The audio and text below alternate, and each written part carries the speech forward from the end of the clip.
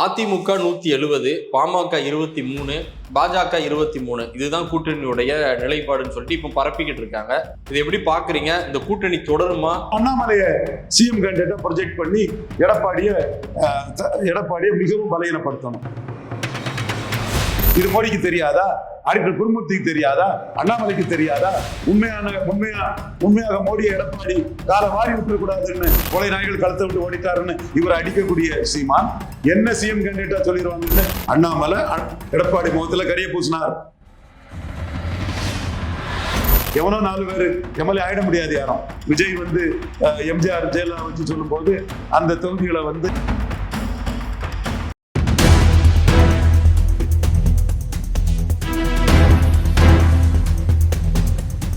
நேயர்கள் அனைவருக்கும் வணக்கம். இன்று நம்முடைய சிறப்பு விருந்தினராக அரசியல் விமர்சகர் திரு ரவீந்திரன் துரைசாமி அவர்கள். வணக்கம் சார். வணக்கம் தம்பி.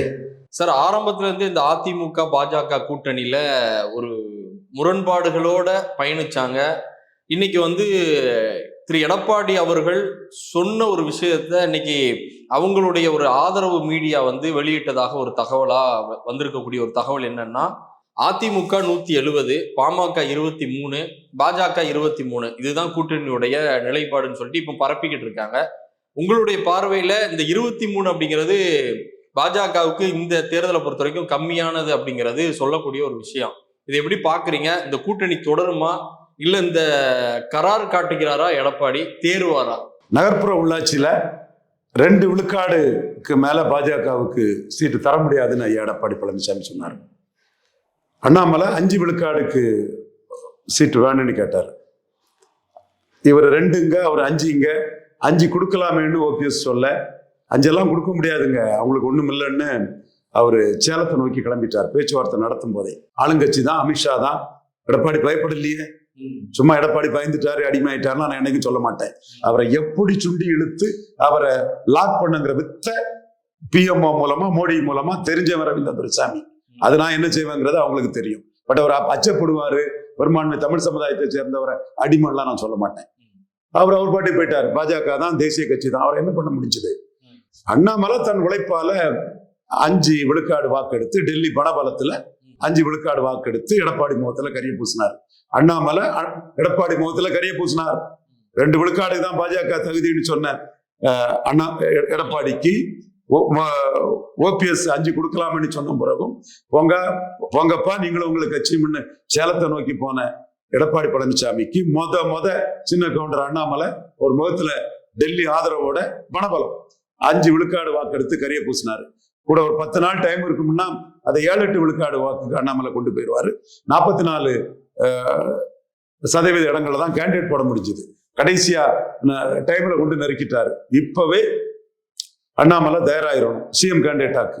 அண்ணாமலை ஆர்மி எகிரி அடிக்கலாம். பலமான அண்ணாமலை ஆர்மி எடப்பாடிக்கு 3 விழுக்காடு சீட்டுக்கு எடப்பாடியை வாங்கிக்கிட்டு அத்தனை தோத்து போறதை விட அண்ணாமலையை சிஎம் சொல்லி ரெட்டை இலக்க விழுக்காடு வாக்க பெற முடியும்னு அண்ணாமலை ஆர்மி ஸ்ட்ராங்கா நிற்கலாம். அதே மாதிரிதான் மோடிக்கு வலப்பக்கத்துல இருந்தாரு. உண்மையிலே ஐயா எடப்பாடி பழனிசாமியை பாராட்டுறேன். அன்னைக்குள்ள நம்மள இண்டி கூட்டணிக்கு எதிராக எங்க மோடிக்கு அவரு வலப்பக்கம் இருந்தது. மோடிக்கு பெரிய பிளஸ், இன்டர்நேஷனல் லெவல்ல பிளஸ், இந்திய அளவுல பிளஸ். பட் தமிழக அளவுல அதை அவரு கூட்ட கலைச்சிட்டு போயிட்டாரு. 6 சீட்டுக்கு மேல தர முடியாதுன்னாரு. அண்ணாமலை 12 சீட்டு கேட்டாரு. அண்ணாமலை தன் உழைப்பாள திறமையால 18 விழுக்காடு வாக்கெடுத்து அந்த ஓட்டுக்கு அவர் ஒரு ஹீரோவா நிற்கிறார். சோ அன்னைக்குள்ள நிலைமை வேற, இன்னைக்குள்ள நிலைமை வேற. அன்னைக்கு நோட்டாவை கீழே போன பாஜக, அன்னைக்கு 2வது இடத்துல 28 விழுக்காடு வந்த ஏடிஎம்கே. இன்னைக்கு கோழை நாய்கள் களத்தை விட்டு ஓடிட்டானுங்கன்னு, களத்துல நான் தான் இருக்கேன்னு சில போலி மோசடி ஃப்ராடு பத்திரிகையாளர்களுக்கெல்லாம் மண்டையில அடி கொடுத்த மாதிரி சீமான் அடிக்கிற அடி என்டிஏக்கும் பொருந்தும், எடப்பாடிக்கும் பொருந்தும். அன்னைக்கு எடப்பாடியும் அதிமுக 28 விழுக்காடு ஆர்கேனார்ல, நோட்டாவு கீழே, நாம் தமிழரை கீழே பாஜக. அன்னைக்குள்ள பாஜக இல்ல இன்னைக்கு நீங்க ஈரோடு கிழக்க சொன்னா கூட அந்த இடத்துக்குள்ள எடப்பாடியும் ஓடிட்டாரு. அப்போ இதுல ஆர்கேனார்ல நீங்க நோட்டா கீழே போனீங்க, நாங்க 2வது இடம் சொல்லி அன்னைக்கு வெறும் 5 சீட்ல நிறுத்தின மாதிரி இன்னைக்கு எடப்பாடி பேச முடியாது. சீமான் சொல்லக்கூடிய கோழை நாய்கள் என்டிஏக்கு, எடப்பாடிக்கு, விஜய்க்கு பொருந்தோம், களத்துக்கு வராத விஜய்க்கு பொருந்தோம். 3 சேர்த்து தான் சீமான் அடிக்கிறாரு. அப்ப இதை காட்டி பிஜேபிக்கு வாக்க சீட்டை எடப்பாடி குறைக்க முடியாது. இப்ப எடப்பாடி வரணும்னா 11.4 versus 20. அப்போ 2 ரெட்டலைக்கு ஒரு தாமரை, அது கூடவே வருது என்றால் 2 ரெட்டலைக்கு ஒரு தாமரை தந்துதான் தீரணும். அது தரலன்னா நீங்க என்ன சொல்லுவீங்க? பாராளுமன்றம் வேற சட்டமன்றம் வேறம்பீங்க. அப்ப சீமானுக்கு கீழே ஏன் போனீங்க? அப்ப 2 ஜாதி வன்னியர் கொங்கு வேளாளர் தவிர மற்ற ஜாதி கன்னியாகுமரி மாவட்டத்துல முக்குவர், ஆசாரி, பறையர், சாம்பவர் மற்ற போன்ற சமூகங்கள் வந்து எட்டலையில பலன் இல்லைன்னு நாம் தமிழருக்கு போனதுனால தானே நீங்க உடம்புக்கோட்டில 4வது போனீங்க. எப்படி நீங்க 4வது போனீங்க? ஜெயலலிதா உயிர் இருக்கும் போது நோட்டா கீழே போன கட்சிக்கிட்டு தானே 4வது போனீங்க. இது மோடிக்கு தெரியாதா? ஆடிட்டர் குருமூர்த்திக்கு தெரியாதா? அண்ணாமலைக்கு தெரியாதா? உண்மையாக மோடியை எடப்பாடி காலை வாரி விட்டுறக்கூடாதுன்னு கண்ணு கருத்துமா இருக்கக்கூடிய ஆர்டி டீமுக்கு தெரியாதா? சோ நீங்க 4 வியாபாரிகளை வச்சுக்கிட்டு அந்த வியாபாரிகளுக்கு பேர உங்களுக்கு தெரியும் வச்சுக்கிட்டு நீங்க ஏமாத்து வேலையும் பொய் புரட்டுகளையும் பண்ணிட்டு இருக்கிறீங்க. 2 தடவை சீட் ஷேரிங்ல முறிஞ்ச மாதிரி சரியா சீட் ஷேரிங் வரலன்னா 3வது முறை இந்த கூட்டணி முறியதுக்கும் வாய்ப்பு உண்டு. அண்ணாமலையை சிஎம் கேண்டேட்டா சொல்லி மண்டைக்காடு கலவரத்தில் எங்கய்யா தாழ்நிலை நாட இந்துக்களின் தந்தை, இந்துக்களின் காவலரா முதல்ல வந்த தமிழ் மண்ணில இந்துக்களின் தந்தையாட்டு இருக்கிறவர் எங்க ஐயா தாழ்நிலை நாடார் தான். மண்டைக்காடு கலவரத்துல தான் இந்த எழுச்சி வந்தது. அடுத்து கோயம்புத்தூர் குண்டு வெடிப்பு, அதுல அடுத்த எழுச்சி வந்து அதுல வாஜ்பாய் தலைமையில கொங்கு மண்டலத்திலே பாஜக அணி பெரிய வெற்றியை பெற்றது.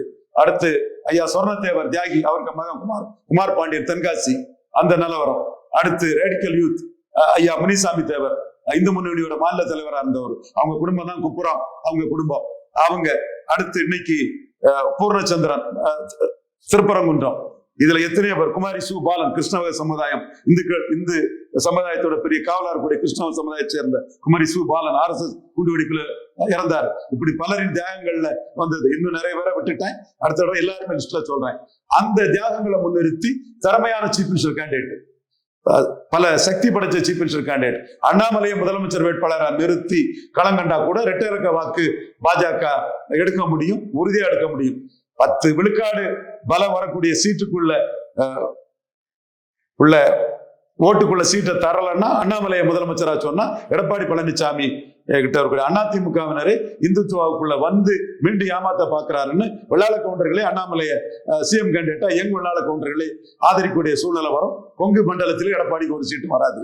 அதற்கான சூழ்நிலை இன்னைக்கு தமிழ் மண்ணில் உருவாதுக்கான வாய்ப்புகள் இருக்கு. ஸோ இவரு மோசடியா ஃப்ராடுத்தனம் பண்ணி 4 ஃப்ராடுகளை கையில வச்சுக்கிட்டு 23 சீட்டுன்னு பாஜகவுக்கு சொன்னா இத்தனை பேர் தியாகத்துல வந்து அண்ணாமலைக்கு உழைப்பால 11.4 எடுத்து 18 விழுக்காடு வாக்குக்கு அண்ணாமலைக்கு இடத்துக்குள்ள ஒரு 23 சீட்டை கொடுத்துக்கிட்டு 3 விழுக்காடுக்குள்ள ஓட்டை வச்சுட்டாருன்னா மீதி வாக்குகளை அண்ணாமலை சிஎம் கேண்டிடேட்னு அண்ணாமலைக்கே வரக்கூடிய அளவுக்கு இவரையும் மேலும் பலகீனப்படுத்தக்கூடிய ஒரு வீகத்தை டெல்லி பாஜக அண்ணாமலையை முன்னிறுத்தி செய்யணுங்கிறதா எங்க கருத்து. அதை தவிர்க்கணும்னா இவர் வந்து 10 விழுக்காடுக்குள்ள சீட்டை கொடுக்கணும். மக்களவை தேர்தலில் இவர் வரல, சீமானே இவர் அடிக்கிறாருல்ல, கொலை நாய்கள் கழுத்தை விட்டு ஓடிட்டாருன்னு இவர் அடிக்கக்கூடிய சீமான் என்ன சிஎம் கேண்டிடேட்டா சொல்லிடுவாங்கன்னு நீ அச்சப்பட்டு தானே இங்க வந்தாங்கிறாரு. நீ மக்களவை தேர்தலில் வந்தாலாவது 15 சீட்டு ஜெயித்திருக்கோம். பாஜகவுக்கு செல்வாக்கு இல்லாத சட்டமன்ற தேர்தலை நீ வந்தேன்னா என்ன செய்யுமா 18 சொல்லி 150 தொகுதியில் உன்னை டெபாசிட் இழக்க வச்சிருவாங்கன்னு தான் வந்திருக்காங்கன்னு சொல்றாப்புல. முபாரக்கை தவிர யாரும் இல்லாத சூழ்நிலை தானே கூட்டணிக்கு வந்துட்டாரு. இப்ப 23 பரப்புறது எந்த வகையில நியாயம்? இது நம்பகத்தன்மையற்றவர்கள் தானே மீண்டும் நிரூபிக்கிறாரு எடப்பாடி பழனிசாமி. சோ இத டெல்லி பாஜக ஏத்துக்கிற மாட்டாங்க, மோடி ஏத்துக்கிட மாட்டாரு, அண்ணாமலை ஏத்துக்க மாட்டாரு. இது நகர்ப்புற உள்ளாட்சியில பிளவுபட்ட மாதிரி மக்களவையிலே பிளவுபட்டு போச்சு. சட்டமன்றம் என்ன மோடிக்கு முக்கியத்துவமா? உங்களுக்கு தான் மக்களவை முக்கியம் இல்லைன்னு சொன்னீங்க, சட்டமன்றம் மட்டும் என்ன மோடிக்கு முக்கியமா? எவனோ 4 பேர் எம்எல்ஏ ஆயிட முடியாது யாரும். விஜய் வந்து எம்ஜிஆர் ஜெயலலிதா வச்சு சொல்லும் போது அந்த தொகுதிகளை வந்து அதிமுக ஓட்டு விஜய்க்கு தான் போகும்.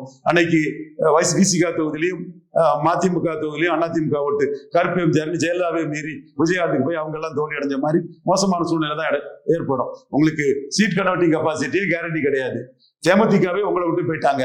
19லயும் ஜெயிக்கல, 24லயும் ஜெயிக்கல, எடப்பாடியை வச்சு ஜெயிக்காதுன்னு தேமுதிகவே உங்களை கை கழுவிட்டு போயிட்டாங்க. நீங்க 10.5 கொடுத்து வன்னியர் ஓட்டு உங்களுக்கு இருக்கு, அந்த ஓட்டு தேமுதிகவே டிரான்ஸ்பர் ஆகாது, அவங்களே ஜெயிக்காதுன்னு போயிட்டாங்க. இப்ப விஜய் வேற எம்ஜிஆர்னு வராரு. அப்ப உங்களை வச்சு எங்க சீட்டு ஜெயிக்கும்? அப்ப 3 விழுக்காடுக்குள்ள ஓட்டை வாங்கிக்கிட்டு 4 சீட்டு கூட வராம பரிதாபமா போய் 29 மோடி லெப்டின்னு தெருவில் இருக்கணுமா? இதுக்காக தான் நாங்க நடராஜனையே நாம வந்து கிராக் டவுன் பண்ணணும்னு சொன்னோம். சுரேஷ் பிரபு, அருண் ஜேட்லி, ஜவடேகர் எல்லாம் if Natarajan wife is allowed to become Chief Minister of Tamil Nadu. Congress will have both DMK option, ADMK option. BJP has to be virtually left in lurch. அப்படின்னு சொன்னோம். தமிழ்ல சொல்லிடுறேன். Natarajan anti Hindu, anti BJP, anti Brahmin, anti national, anti Kalar. Anti கலார்னா கல்லறைக்கு இது பண்ணக்கூடிய ஒரு ஜாதி, toddy tapping community. Kalar, Kalwar, Bhandari, Jaiswar. அப்போ உடனே சுரேஷ் பிரபு சொன்னாரு, நீங்க இதை பிஎம்ஓக்கு சொல்லிட்டீங்களான்னு கேட்டாரு. சொல்லிட்டோம்னு நாம சொன்னோம். உடனே கூட இருந்த பாஜக தலைவர்கிட்ட நீங்க கூட்டிட்டு போய் அமித்ஷா, ஜெட்லி உரோட இருந்தார், எல்லாத்திட்டையும் சொல்லுங்கன்னு சொன்னாப்புல. நம்மளும் அதை ஜெட்லி உட்பட எல்லாத்துக்கிட்டையுமே நாம சொல்லி அந்த இடத்துக்குள்ள சசிகலா அம்மையார், உங்களுக்கு தெரியும் வரலாறு, சிஎம்ஆ வர முடியாதுன்னும் கவர்னர் வரமாட்டாருன்னும் கடைசி வர முடியாது. இன்னைக்கு வர பத்மாவதி மில்ஸ் கேஸ்ல அவங்க சிபிஐ கேஸ் இருக்கு. ஏன் சொன்னோம்? இவங்க நாளைக்கு பாஜகவை தெருவில் விட்டுக்கிட்டு ராகுல் காந்திக்கு முக்கியத்துவம் கொடுப்பாங்கன்னு. இந்திரா காந்திக்கு ஆளு, உங்களுக்கு முள்ளிவாய்க்கால் முற்றத்திலே பெருந்தலைவர் காமராஜ் 2 பிரைம் மினிஸ்டர் கமாண்ட் பண்ண ஒருத்தர் படத்தை, ஒரு பெரிய தமிழன் படத்தை பிரபாகரனுக்கு அடுத்தபடியா ஒரு பெரிய தமிழன்னா காமராஜ் தான் வைக்காத நம்ம இது பண்ணவர். ஸோ இதெல்லாம் சொல்லி இந்திரா காந்திக்கு ஆளுன்னு சொல்லி தான் நம்ம இது பண்ணோம். இப்போ நீங்களும் அதாவது பார்லிமெண்ட் தேர்தலில் தெருவில் விட்டுருவாங்க பாஜகன்னு. இப்ப 24 பாஜகவை தெருவில் விட்டவர் 29 தெருவில் விடுறதுக்கான வேலையை எடப்பாடி பாக்குறாரு. அப்ப நடராஜனுக்கு எது பொருந்துச்சோ அதே இது எடப்பாடிக்கு பொருந்தும். நடராஜனும் பெரிய ஆளு, கன்சிராமி முலையாமையும் சேர்த்து பாஜகவுக்கே தண்ணி காட்டின ஒரு யூபியில. அவரெல்லாம் இன்னைக்கு உயிரோடு இருந்த பணம் சசிகலா தான் சிஎம். மோடிக்கு 240 வர விட்டுக்க மாட்டாரு, 200 தான் விட்டுருப்பாரு. அந்த அளவுக்கு இந்தியா ஃபுல்லா பொலிட்டிக்ஸ் பண்ணக்கு சக்தி படைச்சவங்க.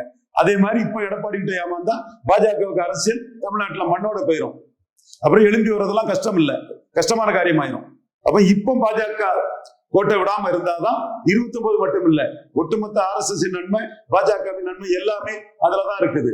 நடராஜன் எவ்வளவு பெரிய ஆளுன்னு சொல்லி நடராஜன் நம்ம மோடிட்டு சொல்லி கிராக் பண்ணோமோ அதே அளவு எடப்பாடிட்ட ஏமாந்தாலும் எல்லாம் ஒழுங்கி ஏப்ப விட்டு பாஜகவை காலி பண்ணிட்டு போயிடுவாரு. சோ அண்ணாமலை எடுத்த பலத்துக்குரிய சீட்டை வாங்கணும், அல்லது அண்ணாமலையை சிஎம் கேண்டிடேட்டை ப்ரொஜெக்ட் பண்ணி எடப்பாடியை மிகவும் பலகீனப்படுத்தணும். இதுதான் பாஜகவுக்கு அதிகமா இருக்கணும். உங்களுடைய நேரத்தையும் கருத்துக்களையும் பகிர்ந்து கொண்டதுக்கு ரொம்ப நன்றி. வணக்கம்.